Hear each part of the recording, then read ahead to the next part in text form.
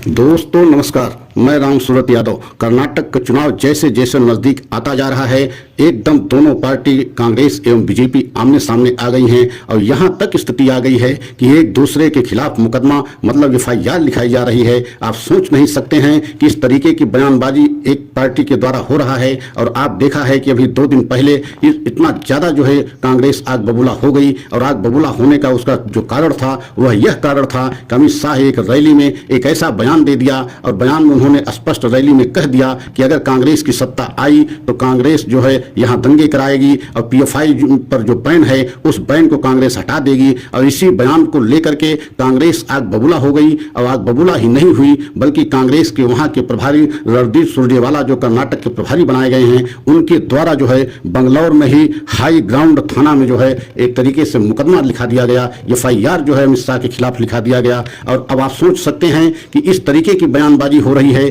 कि मुकदमे तक की स्थिति आ रही है, तो क्या गृह मंत्री को अब जेल जाना पड़ेगा या आने वाले समय में गृह मंत्री अमित शाह की मुश्किल बढ़ेगी? क्योंकि जिन धाराओं में मुकदमा लिखाया गया है उसमें जेल जाने की भी स्थिति आ सकती है। और हम जिन धाराओं का आज उल्लेख कर रहे हैं, किन किन धाराओं में जो है कांग्रेस की तरफ मुकदमा लिखाया गया है, तो पहली धारा है 153 और दूसरी धारा है 153A और तीसरी धारा है 171G और चौथी धारा है 502 और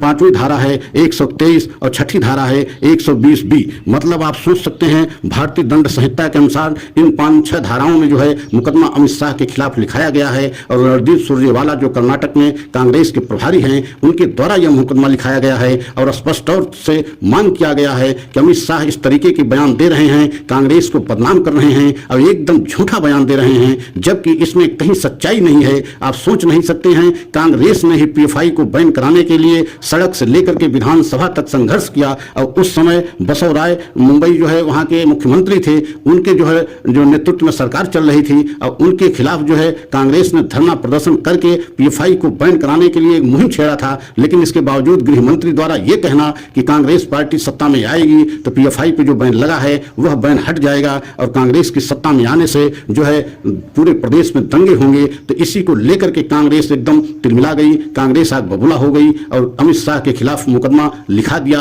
और मुकदमे में आने वाले समय में क्या स्थिति होगी, क्या अमित शाह को जेल जाना पड़ सकता है? क्योंकि जैसा बताया जा रहा है इन मुकदमों में, इन धाराओं में जेल तक जाने की स्थिति है, तो क्या ऐसी स्थिति आ सकती है कि देश के गृह मंत्री जेल भी जाएंगे और आने वाले समय में क्या मुश्किल गृह मंत्री की बढ़ेगी? तो आप सोच सकते हैं जब से राहुल गांधी को एक तरीके से मानहानि के एक साधारण मुकदमे में उनको सजा मिली और सजा यहां तक मिल गई कि 2 साल की अधिकतम सजा मिल गई, सांसदी भी उनकी चली गई, उनका बंगला भी छीना गया और तभी से एक तरीके से पूरी कांग्रेस एक अलग तेवर में नजर आ रही है। और कांग्रेस का कहना है कि जिस तरीके से बीजेपी के बड़े बड़े नेता अनर्गल बयानबाजी कर रहे हैं, कांग्रेस को बदनाम करने की साजिश है जो है बीजेपी कर रही है और ऐसे बयान दे रहे हैं जो एकदम झूठा बयान है, कोई सच्चाई उसमें नहीं है। जिस तरीके से अमित शाह ने यह कहा कि कांग्रेस सत्ता में आएगी तो पूरे प्रदेश में दंगे होंगे और पीएफआई पे बैन हट जाएगा, तो एकदम झूठा बयान जो है अमित शाह के द्वारा दिया गया। इसी बयान को लेकर के एकदम पूरी कांग्रेस तिलमिला गई और अंतोगत्वा जो है अमित शाह के खिलाफ जो है मुकदमा एफआईआर लिखानी पड़ी।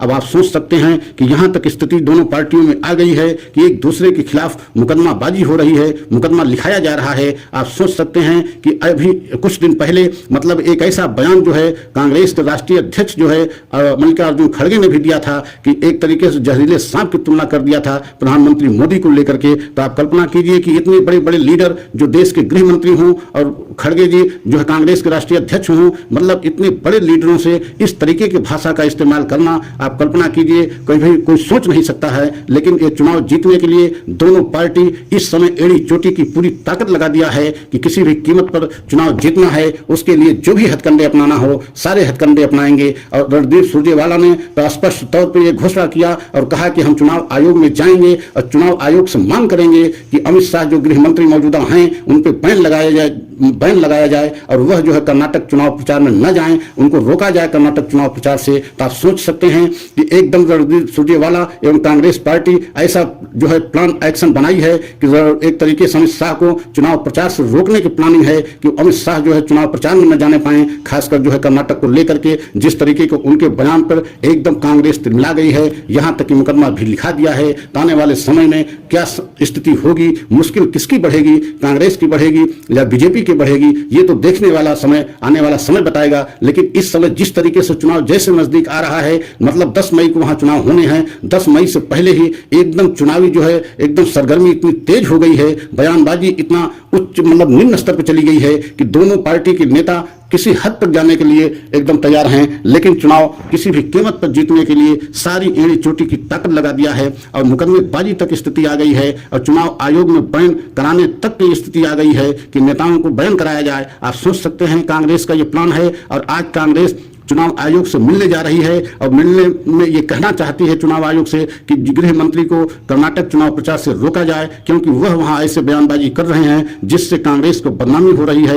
और एकदम झूठा प्रचार कर रहे हैं। उनके बयान में कहीं सच्चाई दिख नहीं रही है। इसी बात को लेकर के आज जो है एक प्रतिनिधिमंडल जो है कांग्रेस का चुनाव आयोग से मिलेगा और उस पर क्या एक्शन लेगा चुनाव आयोग, ये आने वाले समय में दिखेगा। लेकिन जिस तरीके से अलग तेवर में कांग्रेस इस समय दिख रही है, कांग्रेस जब से राहुल गांधी को सजा मिली है, राहुल गांधी की सांसदी गई है, राहुल गांधी का बंगला खाली कराया गया है, तभी से एक तरीके से कांग्रेस अलग तेवर में नजर आ रही है। कांग्रेस अब नहीं चाहती है कि किसी भी बीजेपी के बड़े नेता के द्वारा कोई ऐसा बयान दिया जाए और अगर गलत बयान दिया जाता है तो उस पर तत्काल एक्शन लिया जाए। इसी वजह से इस समय कांग्रेस एक नए तेवर में दिख रही है और हद जो है बयानबाजी पर कोई न कोई टिप्पणी भी करती है और जहां देखती है कानूनी उस पर कदम उठाने की जरूरत है तो कानूनी कदम भी उठा रही है। तो आप सोच सकते हैं कि राहुल गांधी की सांसदीय सदस्यता जाने से एकदम कांग्रेस भी तिलमिला गई है। अगर यह सच सभी देशवासियों को अच्छा लगा हो तो लाइक सब्सक्राइब करें, कमेंट के द्वारा अपनी राय दें, अगले सच की प्रतीक्षा करें। जय हिंद, जय भारत।